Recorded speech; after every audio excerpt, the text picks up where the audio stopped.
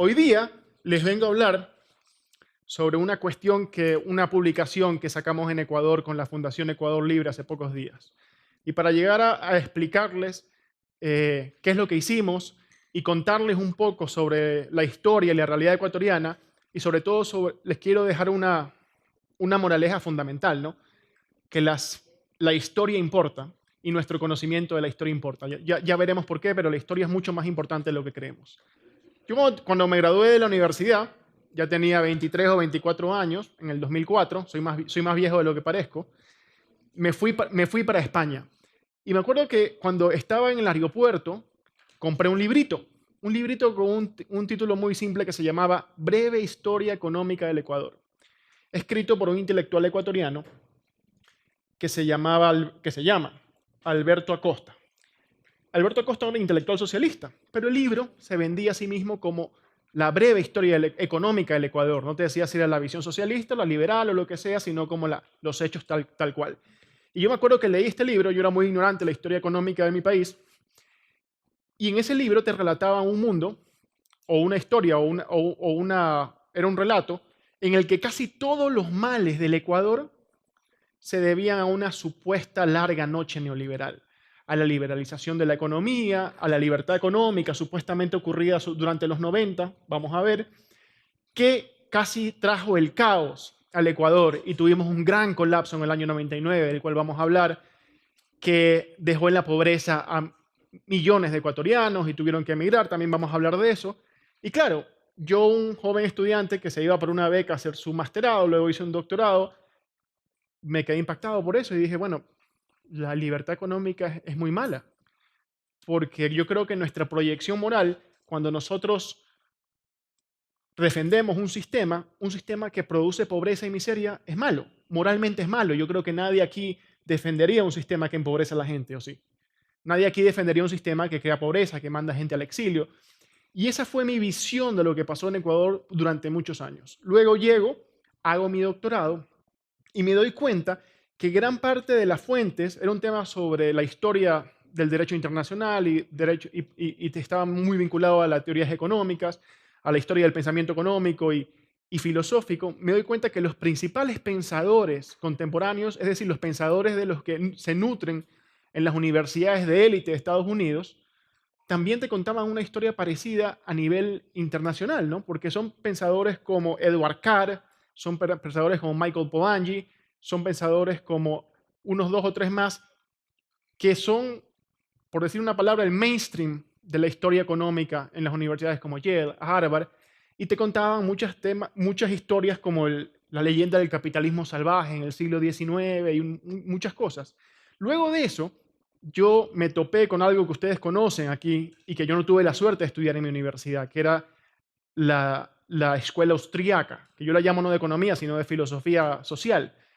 Y vi otra visión de los hechos que me hizo mucho clic, ¿no? Porque yo ya había leído, empezaba a ver y empezaba a dar cuenta que el liberalismo económico no había sido tan malo como lo pintaban. Y hay una lectura, yo sé que por pedagogía te dicen nunca leas algo aquí, pero lo voy a hacer igual porque creo que fue muy importante para mí, de un libro que se llama Capitalism and Historians. Lo tienen en español por Unión Editorial, se llama El capitalismo y los historiadores. Es una compilación de Friedrich Hayek, donde reúne a muchos historiadores económicos para hablar precisamente sobre cuál es la visión que ha distorsionado a través de la historia la visión que tienen los intelectuales del capitalismo y en las universidades de élite. Es muy interesante. Hayek, en su introducción, dice palabras que en ese momento me recordaron ese libro que había leído muchos años antes en ese aeropuerto y que era el único libro disponible. Dice, las experiencias del pasado, dice Hayek, son la base sobre la cual se construyen esencialmente nuestras opiniones acerca de si son deseables una u otra política o institución. Si ustedes se ponen a ver, la mayoría de debates contemporáneos sobre qué es preferible, la intervención o libre mercado, qué es preferible, el capitalismo o el socialismo, se basan en premisas históricas.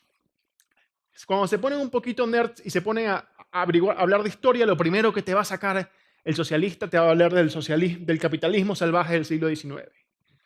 Y claro, te va a hablar de los niños en las fábricas de Londres y en Inglaterra, donde se explotaba la mano de obra de los niños y las mujeres trabajaban horas incansables. Claro, lo que no te dice que ese fue un proceso donde los niños y las mujeres escapaban de la pobreza abyecta del campo y tenían por primera vez una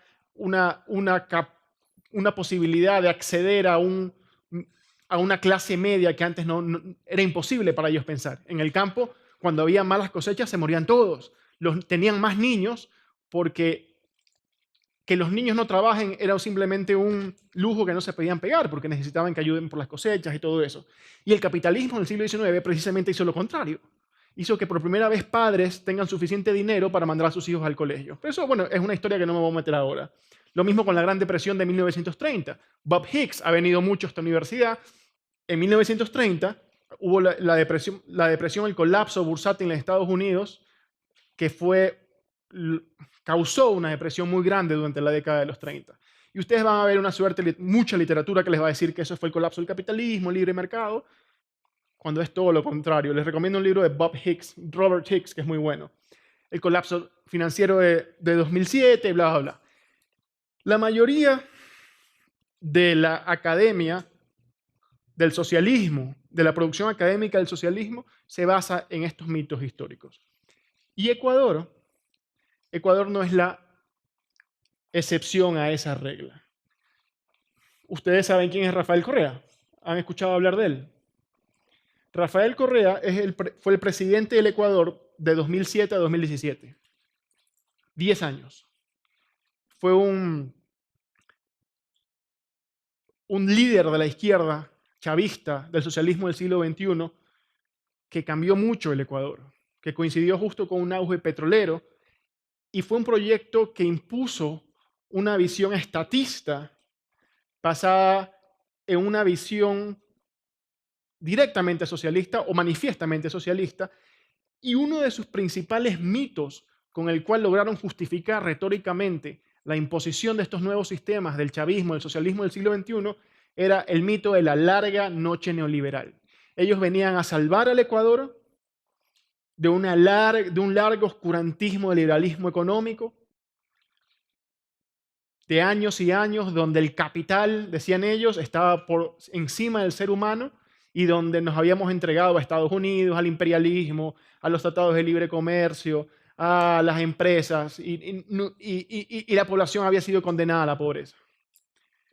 Cuando yo releí esto y cuando llega Correa al poder y me doy cuenta de todo esto, el tema de la noche larga neoliberal estaba en todo el aparato de propaganda ecuatoriano. En los libros de texto del colegio, estaba en las publicidades que hacía el gobierno, estaba en los textos que repartían en cada dependencia del gobierno. Fue un aparato que básicamente se justificaba el populismo de Rafael Correa, justificaba ese populismo precisamente vendiéndose como los iluminados que llegaron al amanecer socialista luego de esta etapa tan oscura.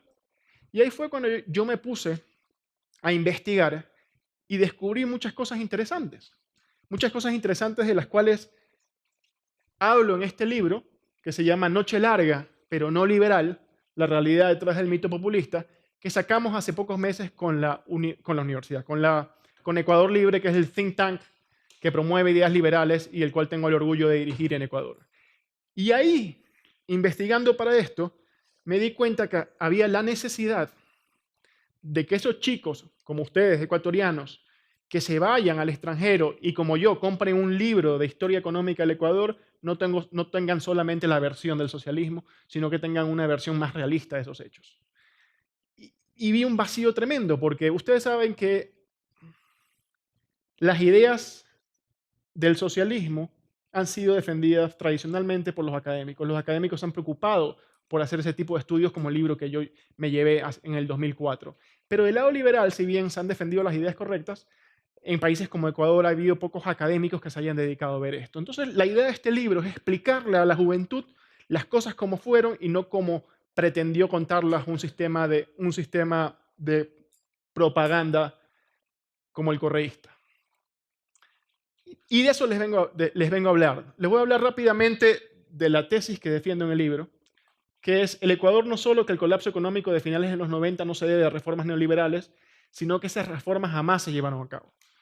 Y el orden de exposición que utilizo en el ensayo es, primero, definir los conceptos claros, ¿no? ¿Qué es lo neoliberal?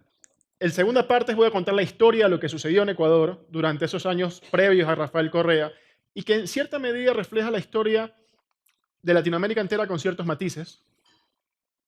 Y voy a hablar muy rápidamente al final sobre un tema muy importante. En el año 99, mi país, Ecuador, colapsó económicamente. Ocurrió un tema muy grave que es el feriado bancario, en el que millones de personas perdieron sus ahorros de toda la vida, parecido a lo del corralito en Argentina, no sé si han escuchado alguna vez. Y se ocasionó un colapso económico que mandó a millones de personas muy pobres al exilio, a la migración masiva, y que fue muy traumático, ¿no? Yo llegaba a la adultez en esa época, tenía 18, 17 años, y para mí fue muy traumático cómo un país entero se desmoronó económicamente a mi alrededor, ¿no? De ser un entorno de clase media acomodada, vi cómo todo lo que yo pensaba que era estable se vino abajo.